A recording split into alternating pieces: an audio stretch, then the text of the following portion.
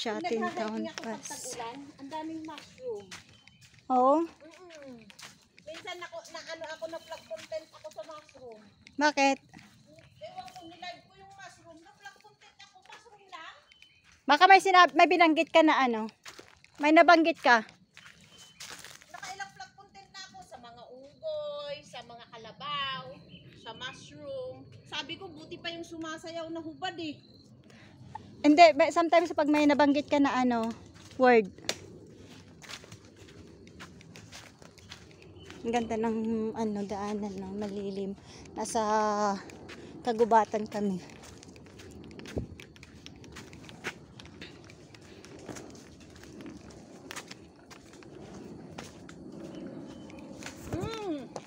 Tumayad na yung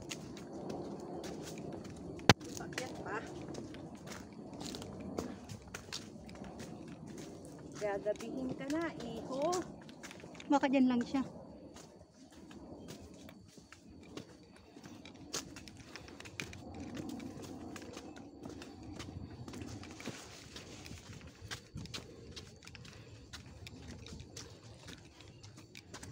Nagagandaan talaga ako sa kulay nito. Oh. Hindi naman nakakain. Red orange.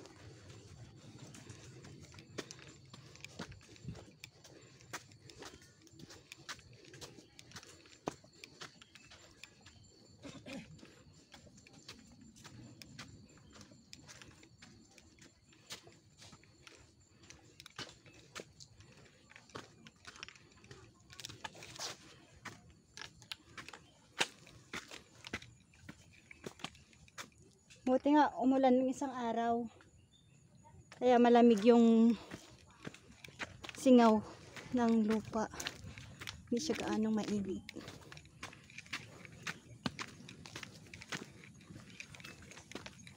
Tsaka maganda yung panahon ngayon compare yesterday. Hapon sobrang init.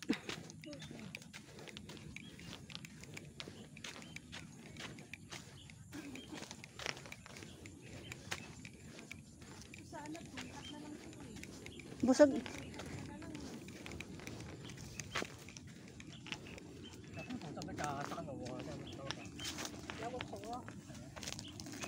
Hello. Hello. Thank you. Hello. Yeah. Yung kahit na wala, ano, bulag yun. Tapos may umaakay sa kanya. Pero naghahiking pa rin. Parang inaano din nila sa kanya yung kalikasan. Bulag. Oh, tingnan nyo, ang ganda ng train na yan. Oo nga.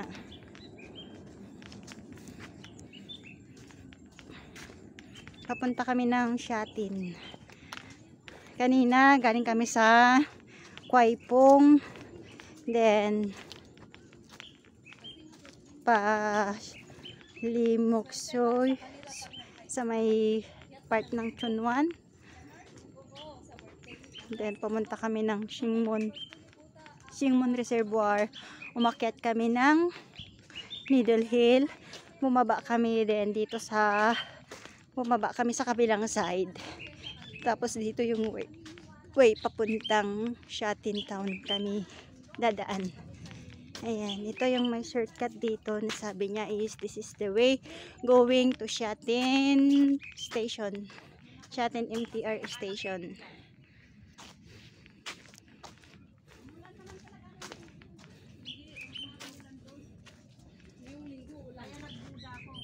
Dito, baba tayo sa hagdan. Ito daw. May nakanot na. Shatin MTR station na. Meron nga nagka-signs. Oo. Kaya nga sabi ko may hagdan pa tayong ano. Ayan na, picture na, Jo. Maganda view dito.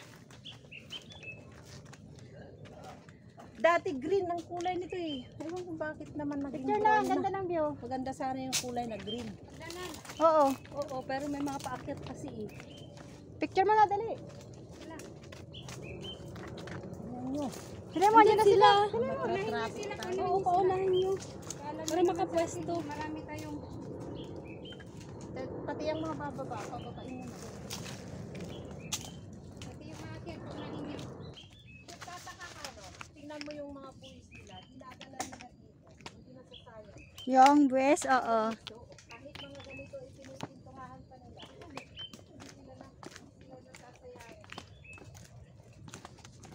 Tapos,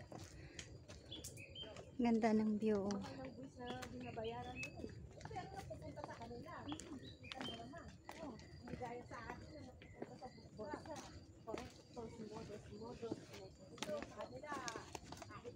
Taas na hagdanan, no?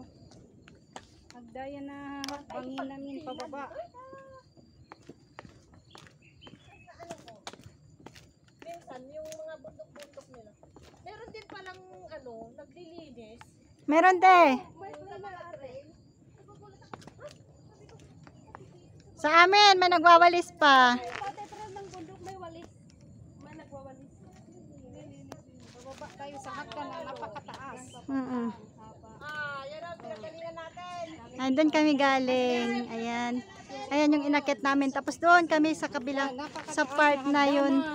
Sa part na yun kami nagsimula. Tapos umakyat kami dyan. Papunta Tapos doon dito. kami galing doon sa bundok na yun, oh.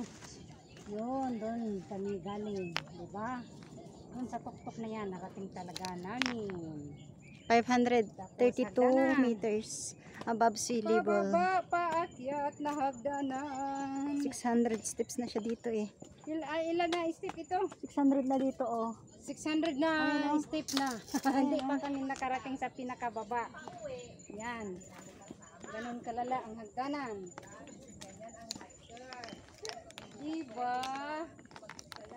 Thank you for following. Thank you for watching.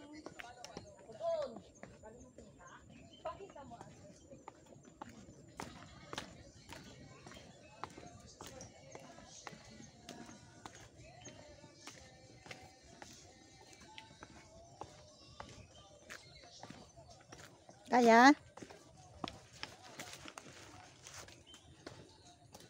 Dali, kukuha ako ng bato. Bato ng shatin. Shatin pass. Ayan, laki. Tapos iuwi ko to. Ilang kilo? Dapat yung maliit lang. Kukuha ako ng bato. Bato na iuwi ko sa Pinas. Ito, may maliit. Maliit lang sana.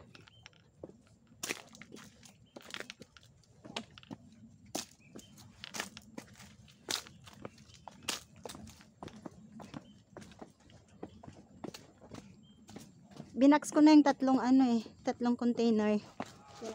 Yung container na po to. Dapat pinangalanan mo kung saan mo napulot. Meron pang date. Mga inakit natin.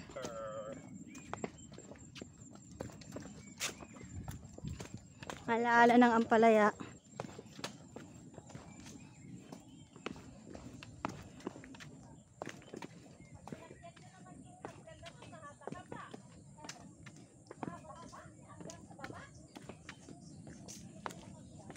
Ganito rin yung inakit namin sa kabila, ate. Buti dito mayroon siyang hawakan, di ba, Jo?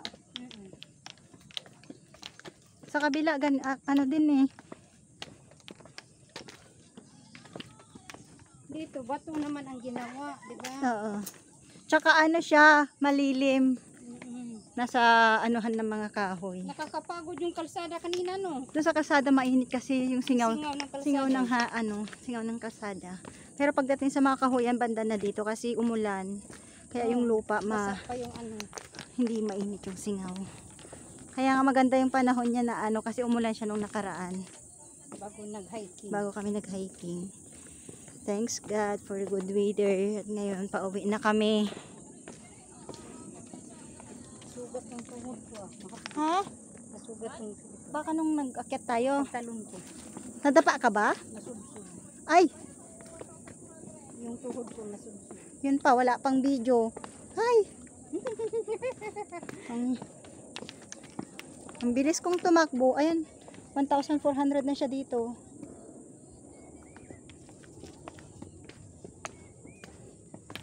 Tingnan natin kung ilang steps ito hanggang sa baba. 1,400 na yun doon.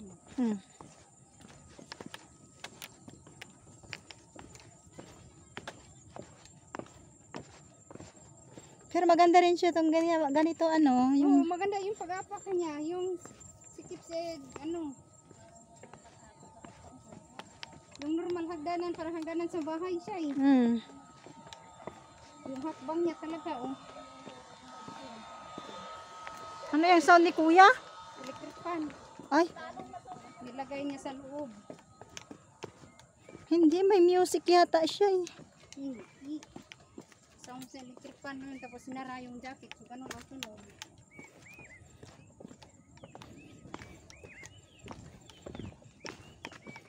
Complete journey tayo.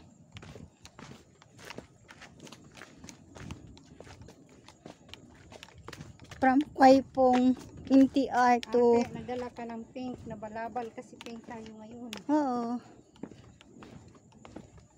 Ayan na siya. 1,300. Ba't ganun? Kasi pababa eh. Ang bilang mula sa baba, paakyat.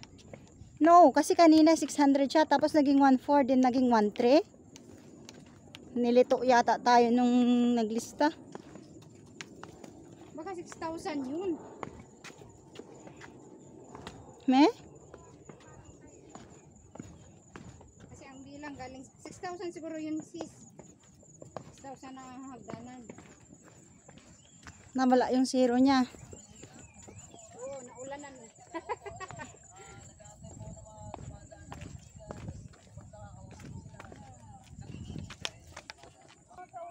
Matirik.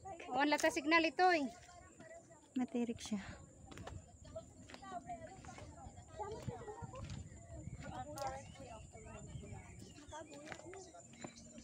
Ganda yung hangin sis.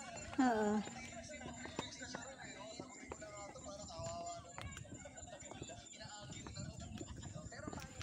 So, ayan na yung makikita natin dito. Ayan. Building, mga building dito sa Shatin. Lahat kami naka-live na, oh.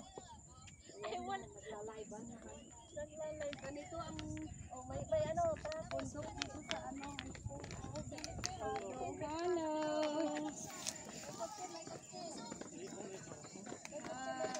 Tick time.